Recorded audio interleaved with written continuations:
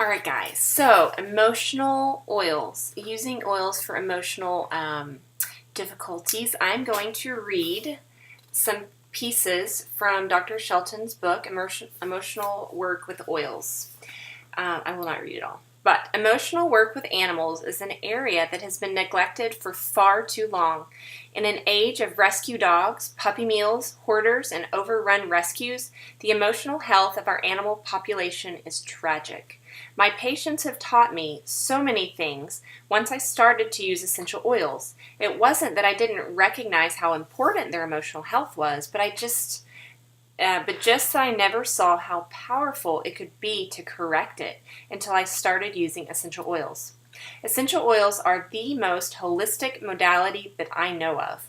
Not only can I get powerful health benefits and responses by the body, but even without trying, I see behavioral and emotional benefits in patients. Essential oils treat mind, body, and spirit, and with this, we can change the face of how animals will benefit from medical treatments in the future. No longer will a pill of amoxicillin be shoved down a cat's throat, creating distrust, upset stomach, and hiding behaviors. My dream is to incorporate aromatherapy into medical treatments that make everyone happy as well as healthy. It is important to recognize that there is no wrong way in working with essential oils and emotions. If you feel guided to do one thing versus another, then please do so. However, I will guide you on a few recommendations that are worthy of notice.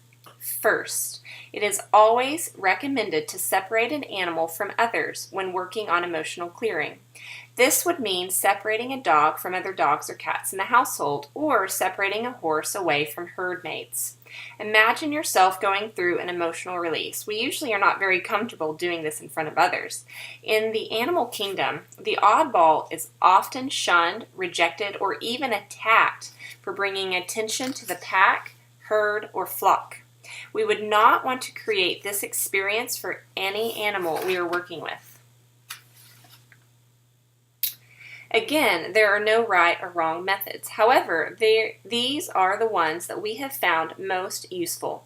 It is important to recognize that the humans administering the emotional blends to the animals will often benefit as well. It may be fair warning to alert the humans in the household of this fact.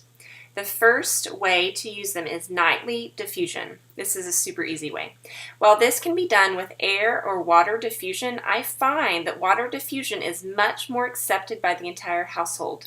Water diffusion means putting it into one of these diffusers that contains water. There are some diffusers that you just hook a bottle straight onto the diffuser and it goes into the air completely undiluted. And that would be probably too much for the animals, especially those who aren't familiar with them. Okay, often if an emotional blend is used more intensely than a human in the household can stand, the emotional work goes by the wayside and no one benefits. Emotions are powerful things, and the resistance of a human to the use of a certain odor can be strong when emotions come into play. Nightly diffusion is just that, the diffusion of a selected oil during the night while animals and humans sleep. The diffuser is generally set up in the same room as the animal and allowed to run all night. Between 1 to 4 drops is generally added to a diffuser. Diffusion can occur every night, once a week, once a month, or whatever is deemed necessary by the situation. The same oil can be diffused, or a rotation of different oils can be selected for each new diffuser batch.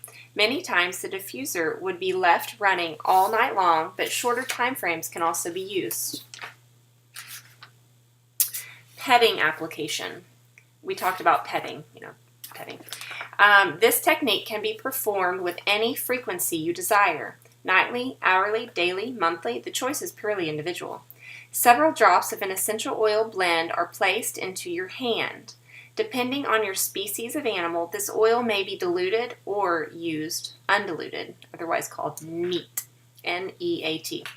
Also, depending on the species of animal, you may have a fair amount of the oil still wet on your hand, as for horses and dogs, or you may have the oil completely absorbed into your hands, as for birds, rodents, and exotics. prior to petting them. It is always amazing how much an animal will smell like the essential oil after petting, even when the oils had seemingly been completely absorbed into your hands. Okay, there's a technique called raindrop that I won't go into that's a little bit more advanced in my opinion, but just know that go Google raindrop and horse raindrop or something. And if you want to see how it's done, this video shows you, and it's amazing in how it helps emotional issues, physical issues, and it's actually not as complicated as the human version. So when a horse has been rescued and arrived, she's telling a story here. A horse had been rescued and arrived at the new sanctuary farm with a bit of emotional baggage as well as a respiratory concern. Quite an assortment of emotional blends were on hand, and it was decided that those would be used in the raindrop fashion. As an example, I haven't really talked about the different blends, but Young Living has emotional blends, which are just different singles blended together, and one is called Stress Away. This is one of my favorites for myself when my kids are making me crazy or I'm stressed out or running late. Just as a side tip for you humans out there, you can put a drop in your hand and rub it, and then take deep inhalations in and out. I'd say 5. And if you're the praying kind, I would pray, and that just really brings down the level of stress. And so anyway, so Stress Away, there's other blends called Peace and Calming, Believe, Valor, Grounding, Joy, and even frankincense is a really great emotional oil. And anyway, so they can be applied up the spine and then stroked in, kind of like you're feathering it with the backs of your fingers. The horse did not have any aggressive detoxification response to these oils and tolerated everything beautifully. The new owners reported not only significant behavioral improvement, but medical improvement as well. Respiratory symptoms were significantly less, and the horse had more get up and go when coming in from the pasture. Pretty cool. Okay, so there are a few favorite oils that contribute greatly to emotional work with animals. Palo Santo is helpful in cleansing negative energies. White Angelica provides protective effects. Valor can evoke a sense of bravery. And Trauma Life is a really good one if you work with rescued animals or those have been hurt in the past. That's Trauma Life. You need to go get it like now. Okay, it is a basic all-around oil to use for any traumatic event, not just for your animal too. It's good for people. There are descriptions of each individual oil and blend within an essential oil desk reference and in this book. And you are encouraged to read more about each one. Many animal caretakers find a connection with a certain essential oil after reading the descriptions of it, and this is often the perfect selection for that particular household or situation. I hope you found this helpful.